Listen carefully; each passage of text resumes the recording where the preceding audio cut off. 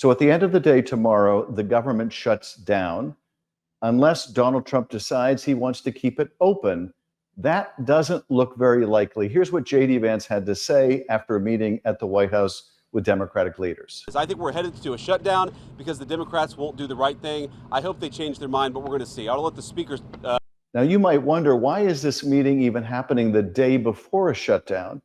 And the answer to that question is the president refused to meet with Democratic leaders and then reversed himself and finally agreed to do it, but agreed to meet with Democratic leaders when a shutdown was all but inevitable, that is, on the eve of the shutdown. So why does Donald Trump want to shut down the government? Why is this a difficult negotiation? Why is it a negotiation at all? Well, the government funding runs out at midnight tomorrow night. And because it's necessary to get 60 votes for a government funding bill in the Senate, it has to be a bipartisan work product or it just doesn't work. Now, Donald Trump earlier said he wasn't interested in Democratic votes. Russell Vought, the head of the Office of Management and Budget for the president, said he thought things should be done in a more partisan basis, not a less partisan basis. But the math for them both just doesn't work. They really needed to come to the table and try to work something out with Democrats, and they refused until today, and it doesn't look like much progress was made in that meeting. So what are Democrats asking for in this budget debate? Well, we're asking for a couple things, and they're pretty simple, and I think they're pretty reasonable. The first is, as a result of the Republican cuts to health care, notices are about to go out in the next 6 to 8 weeks telling Americans who buy their insurance through the Affordable Care Act that their premiums are about to go up anywhere from 25 to 50 to 75%. I was in Oceanside, California over the last several days. Premiums for a median income family in Oceanside that are in the marketplace, they're going to go up by almost $1,000 a month. That's right, $12,000 a year for a family of four. I was later in Anaheim, California. Similarly, median income families in Anaheim can expect their premiums to go up by about the same amount. Now, why is this? Because in the big ugly bill that passed in July, the big Republican reconciliation bill, they did away with tax credits for people buying their insurance through the exchange. Those tax credits not only made it affordable and possible for families to buy insurance that couldn't afford it otherwise, but it helped bring down everyone's costs, because whether you got those tax credits or not, it expanded the pool of people getting health insurance. With those tax credits evaporating at the end of this year, it means that younger people are going to opt not to buy health insurance. Those who remain in the pool are going to be older and sicker, and everyone's health insurance premiums are going to go up as a result. So millions of people will ultimately lose their coverage because of what Republicans did. Democrats are fighting to put healthcare in the budget so that you don't get these huge increases to your health insurance costs. Now, why are the Republicans making it so hard for people? Why are they determined to fight to the brink of a shutdown and maybe go into a government shutdown to preserve people's increasing insurance costs?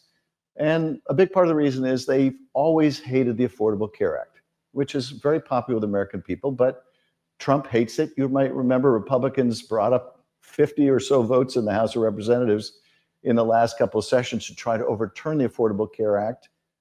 And what stopped them was one courageous Republican named John McCain. You might remember this famous scene.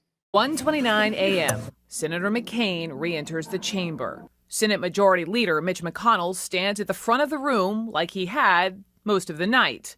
The grin on his face, though, quickly disappears. Mr. Peters. Senator Bernie Sanders appears to nudge Senator Jeanne Shaheen as if to say, "Watch this." McCain waves his hand to get the attention of the Senate clerk, pauses for just a moment, and gives a dramatic thumbs down.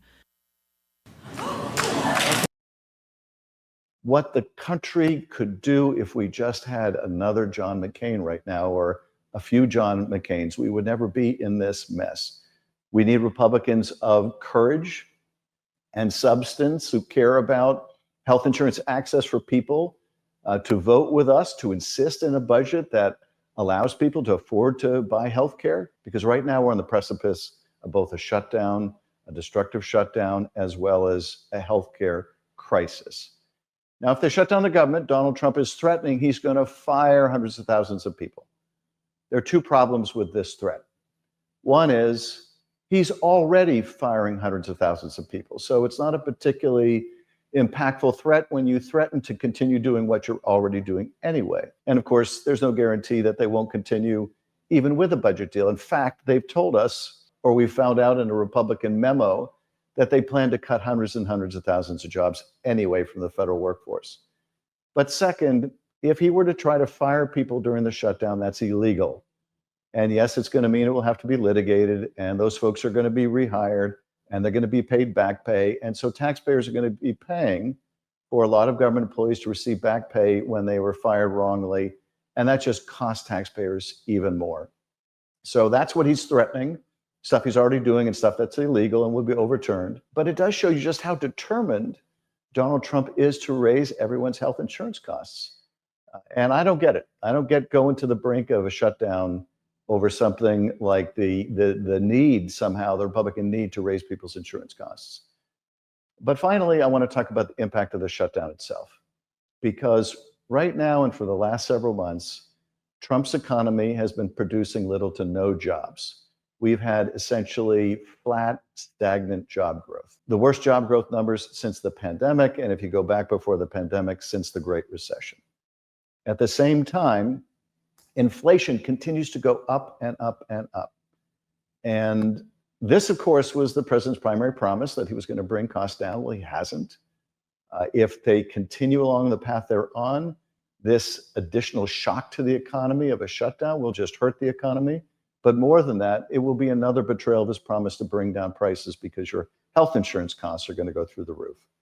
So that's what's at stake in the next 24 to 48 hours.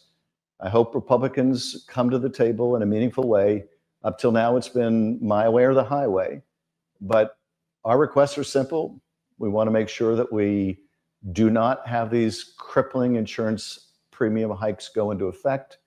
But also, we want to make sure that if we do reach an agreement, that they will honor it and do more than just give us the commitment to honor it. Because what they're telling us right now is, we want to make a deal on our terms.